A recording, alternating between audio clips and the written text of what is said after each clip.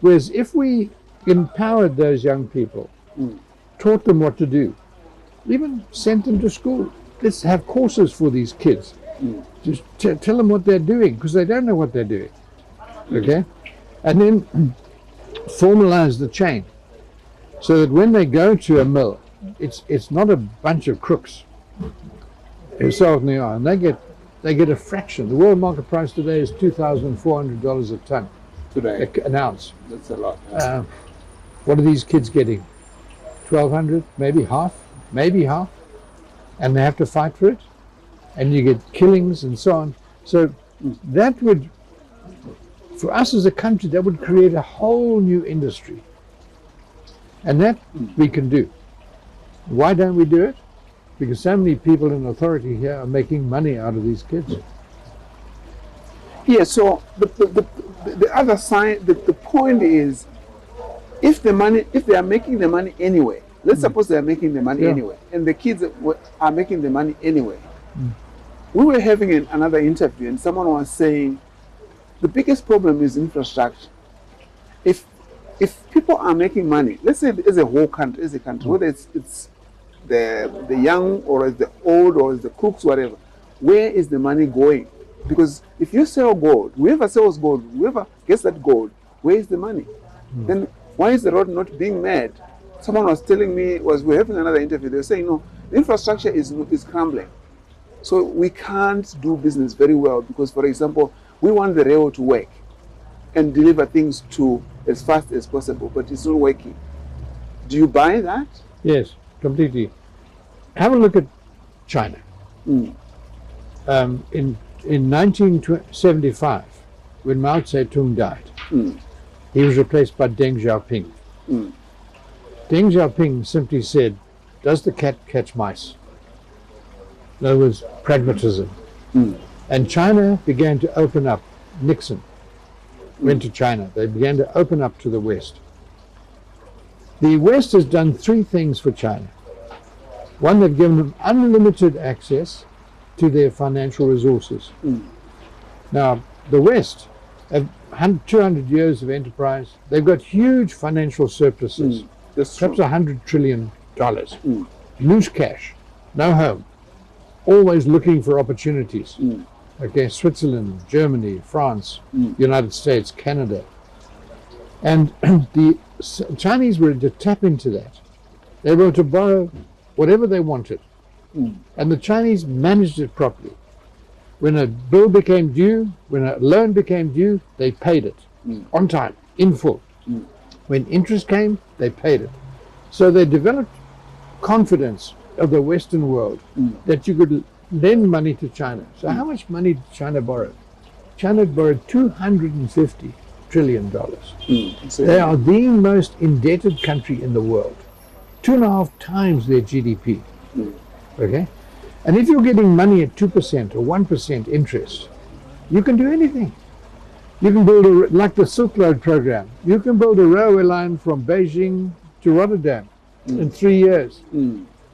That's a long Right. distance, You know, you can build cities. You can build the biggest ports in the world. You can buy ships. You can, build high-speed trains. You can do anything. Okay, and you can do it fast. Second thing, they gave them access to their technology. So when we bought new turbines for our power plant at Wanky, and where did we buy it from? We bought American technology from China. Okay. The GE turbines, but we bought them from China. Okay? Thirdly, they gave them free access to global markets. Free access. So China became the industrial hub of the world. And competing with China today is a tough game. Is a tough, ask any Western businessman. Okay.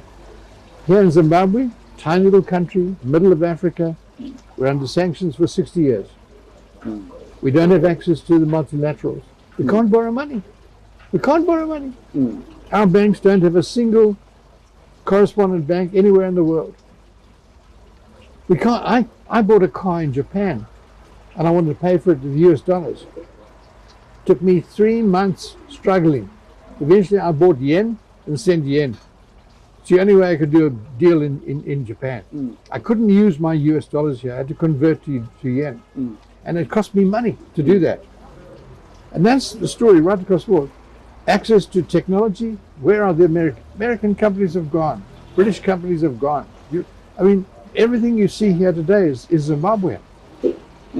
Okay? Where's the technology coming from?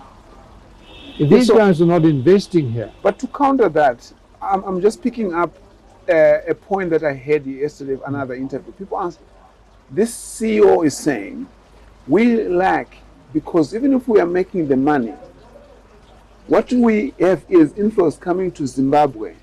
They are not developing the country. They are flowing out again to individuals. Is that true? Or is that, of course is it's that true. possible? Of course it's true. Okay. What's the biggest foreign exchange earning for India today? Most probably people. It's remittances. Remittances, yes. Okay. In the Horn of Africa, remittances. In Zimbabwe, do you think it's any different? Remittances are enormous here. Yes. Okay. That's why we've got a building boom. All right. But remittances are subsistence. I went to a funeral the other day in the rural areas, and they were burying a youngster who was murdered politically. Okay. And I went to pay some chema. That's condolences. Condolences, yeah. And there was an elderly man there on the phone. And I said to him, who are you phoning? He said, I'm phoning my son. Where is he? In New York. He's a banker. I'm asking him for some money. And the son was sending him some money for the funeral. But that's not economic activity. And it's not generating the resources. But to put in infrastructure, we need international financing. Okay. And it's not available. Yeah, so finance is an important and pivotal for the success of this country.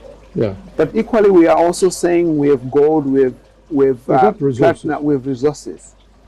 When we sell, why is it that these are not improving the business climate for the young people?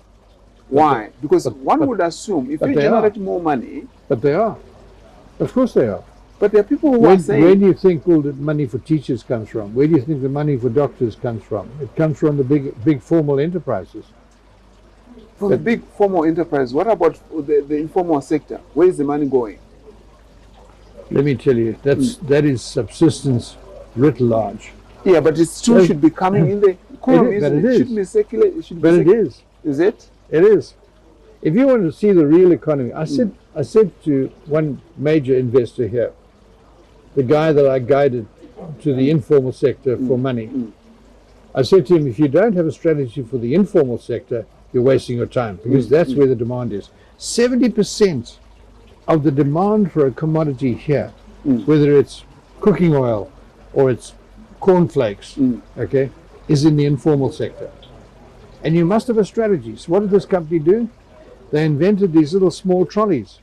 And if you go around the country today, you'll see these small trolleys everywhere, being run by women, again, employing thousands, okay, with these little trolleys. And this company provides them with their material to sell on a daily basis. They have 300 trucks delivering product to these guys. And each of these women is probably making $50 a day. Okay? Now you might think, what's that? It's the price of a hamburger, a couple of hamburgers in a restaurant. But for her, it's the difference between life and death. But they've become massive. They're making lots of money. They've trebled their investment here. And they're doing a great job. And that's what I call successfully working with the informal sector in the formal sector. But very few companies are doing that. What things could be done by the government or by individuals to improve the already existing opportunities for young people, which obviously there's a lot that people are doing. I appreciate that. But are there any areas where you have identified where things can be done even better? Yeah. Obviously, you can compare with the Southern African. I would take 70% of all school leavers and give them skills. Please give them skills so that when they go out there into the world and try and make a living, they can either turn to farming, or they can turn to mining, or they can turn to building, or they can become a secretary in an office. But don't allow our kids to leave school without some form of skills. And we've got a huge national network of polytechnics. They are neglected. Let's make sure they're working properly. There's not enough emphasis on skills acquisition. I mean, we're producing doctors. Where do 70% of our doctors go? They graduate and they're gone. If you go to Britain, we've got at least 30,000 nurses working in Britain. Okay, right. We love having the remittances, but where's the opportunity for our people here? Okay, so I mean, I one of my staff, senior staff, I financed his daughter through school, through university. When she graduated, came to say thank you to me at the office. I said, "What are you going to do now?" She said, "I'm off to Canada." And in 7 days after graduating, she was in Canada. And then I got a letter about 6 months later. She had moved to England. I was very sad about that. Very sad about that. I'm a nationalist. My granddaughter went to Michigan, took a degree in mathematics and data management, got a good university degree. But what did she do? She came home. She's now working here. Okay, but there's not many families who have that sort of attitude. I mean, her skills are 2 a dozen in the United States, but here she's very special. So that's number one. But the other thing the president here told me about 3 years ago, he said to me, "Eddie, I'm a facilitator." And he nearly blew me off my chair. This is Emerson Mnangagwa. And he said, "If you run into any problems that are inhibiting progress, you come and see me. Because my job is to make it easier for you to achieve what you want to achieve in the business world." Now, we've never had leadership like that. He's a businessman. He knows what it's about. Okay, lots of problems in his background, his history. But there's a guy, left school at the age of 12, very limited education, but highly intelligent, went to prison for a terrorist-related incident in the early 60s, spent 10 years in prison, got an education in prison, came out of prison with a university degree, and then became a lawyer, and then joined the liberation struggle. I mean, amazing story. Amazing story. And now he's president of the country, he's the most powerful man. He's the most powerful. He's the one guy who makes decisions here. And he says to me, a businessman, "Eddie, if you run into a problem, come and see me, and I will fix the problem for you." And I think we have more leadership like that. I think we'd be flying. We'd be flying. I want to take you further to another question. So what would you say to the people who criticize the difficulties people are going through in Zimbabwe? Have they missed something? Or people who end up leaving the country, have they missed something? Or should they need to learn something? Or are they missing a message? I don't think so. We're just a very poor country. It's trying to find its way. We look at China. Back in 1975, 30 million people died from starvation. 30 million Chinese died from starvation. I mean, China was a poor country. Okay, desperately poor country. And you look at it now. I mean, Singapore was the same. South Korea was the same. But all of those countries had hundreds of years of education and background. We African states, very poor, small economy, colonized. And remember, my forebears were the guys were colonizers, and we dominated. And for us, for me as a child growing up in this country, the country worked for me.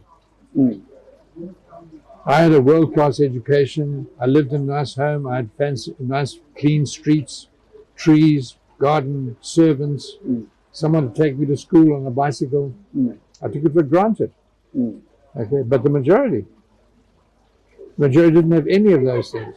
So we come from a position where we've got a lot to do, a lot to give people education.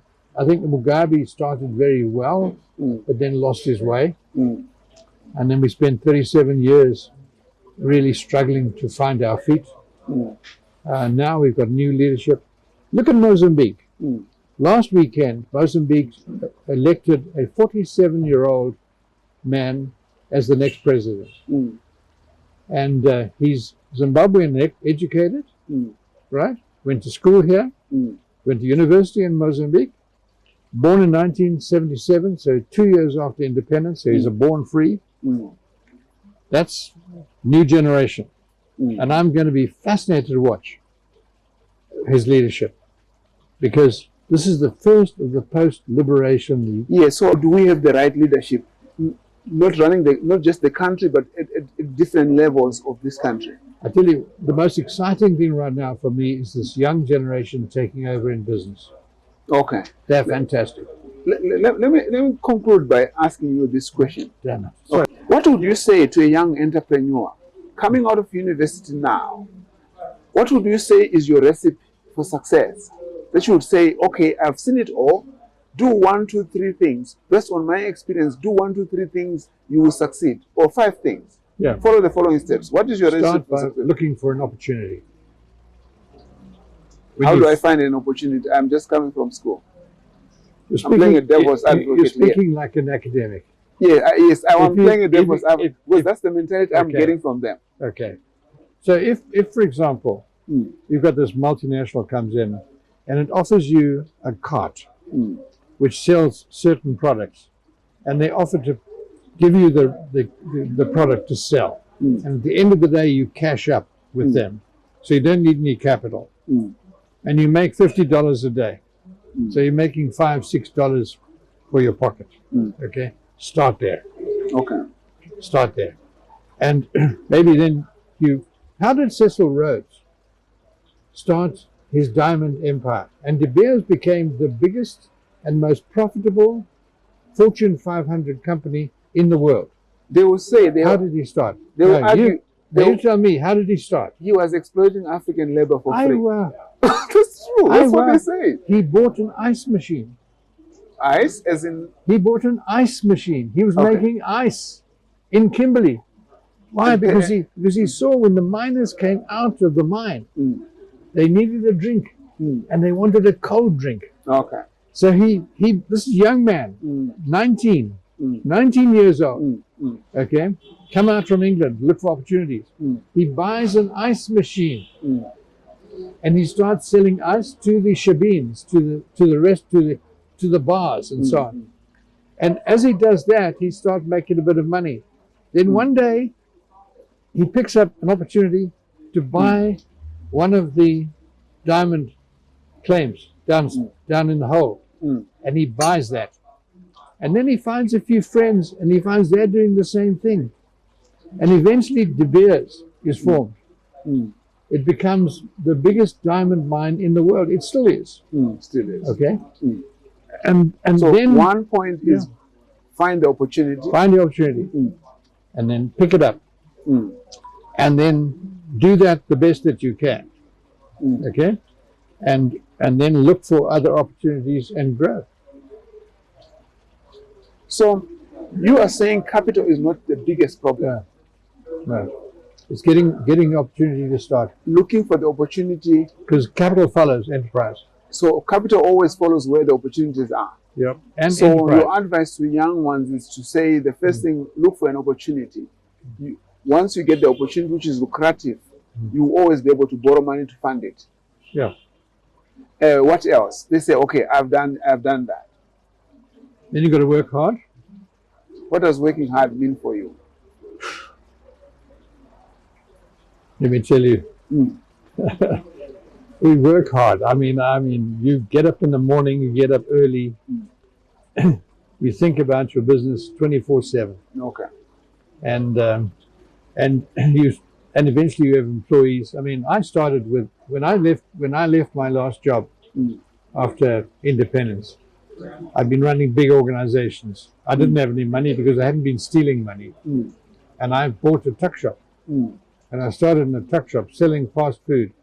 Okay, and within 10 years, I employed 2,500 people, and I had all sorts of businesses, and you got to work hard.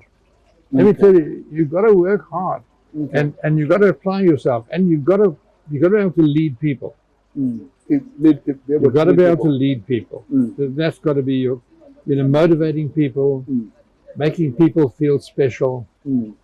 I remember in one of my jobs, I had a guy delivering tea every day to the offices.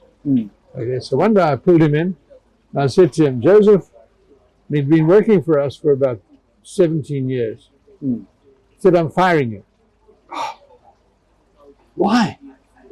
I said, because when you come to work on Monday, you're going to be running your own business. So I fixed up his kitchen. I equipped it properly. When he came to work on Monday, I said to him, there's your kitchen. That's your place. You now serve tea and coffee to people in the head office.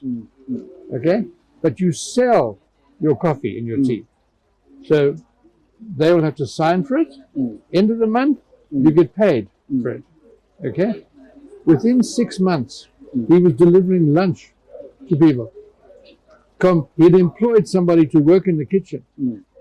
He was making 5 times what he'd been working before.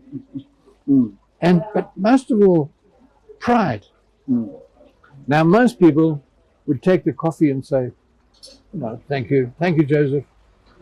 Oh, that's terrible stuff. Okay? No recognition, no real reward, and so on. But just by changing the nature of his employment, it still cost me a bit of money. So there's a psychological aspect you are dealing with here. To say you also need to change your psychology from being just an employee to being an thinking employer. That you can be an employer. Because an employer is a leader. And become a leader. Yeah. Lead your people. And I'll say to people too, in the private sector, it's like democracy. You have to win the votes of your clients. So if you don't look after your clients, you're dead. You're dead. Because you've got to win the vote every day.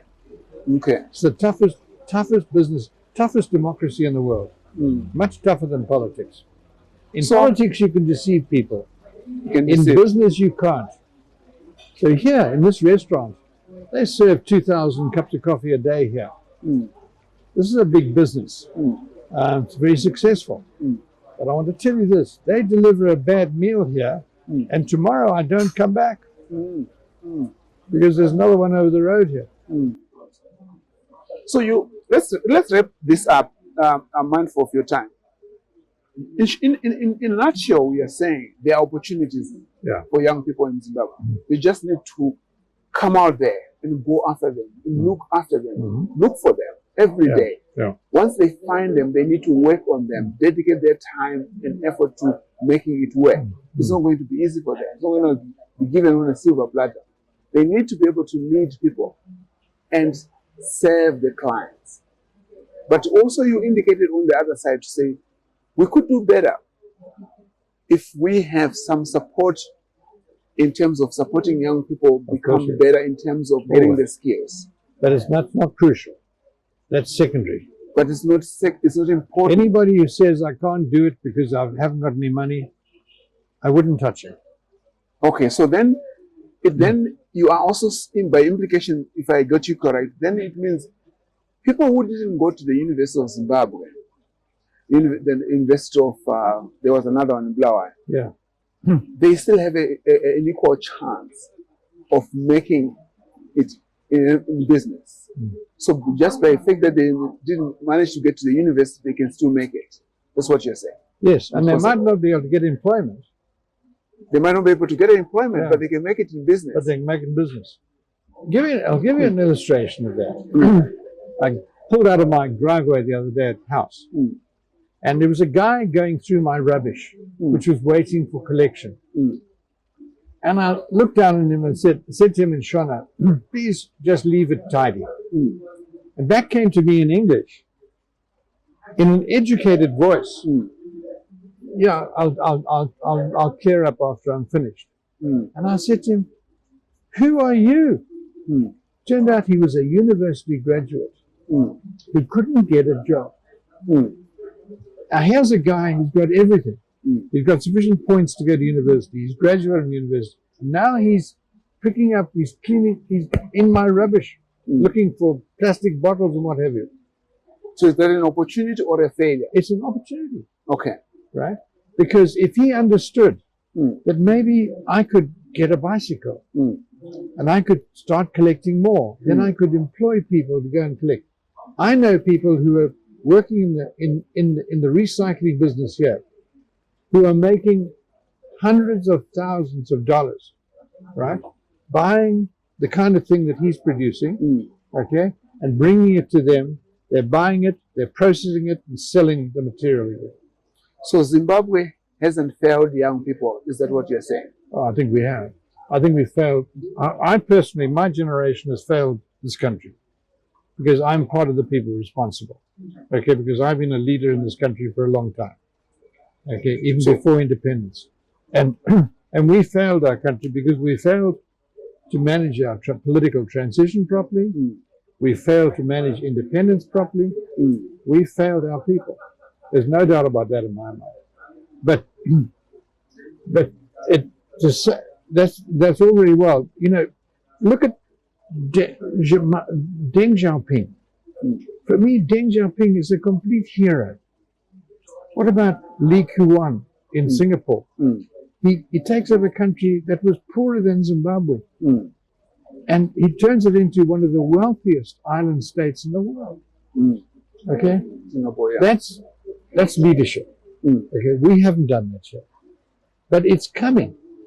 It's coming. And, you know, and there's many reasons for the failure. And I think the people in the West underestimate Africa. Okay. They really do. They underestimate opportunities here. They underestimate the potential. And, and I think they need to wake up. So what is your final word or final sentence to young people? Let's suppose they're going to hear you. What would you say is your final words of what they need to do to succeed? Like they've never seen before. How should they succeed? What should you say to them? If you want a good job, earn a nice salary, get 2 weeks leave a year from somebody, work for 50 years for a pension, retire. If you want that kind of life, then move out of Africa. But if you want to really build something for yourself and your family, something substantial, I think there are huge opportunities here. I wouldn't move anywhere else. Okay. I wouldn't move anywhere else. I think massive opportunities here, and I think that, but it's not easy. It's tough. It's tough. Okay. And when you see a successful businessman in Africa, you need to stand up and cheer him. Okay. Okay. Okay. Yeah. Because you know, you can go to Australia, go to anywhere else, Canada, United States, Germany, France. Many of my friends have done that. I visited a friend in Canada, in Montreal, and he said, the biggest problem for me here, Eddie, is that nothing happens. I've got a decent job, I get a decent salary, I commute 2 hours every day, but nothing ever happens. It's completely boring. But let me tell you, living in Africa is not boring. It's tough, but it's rewarding.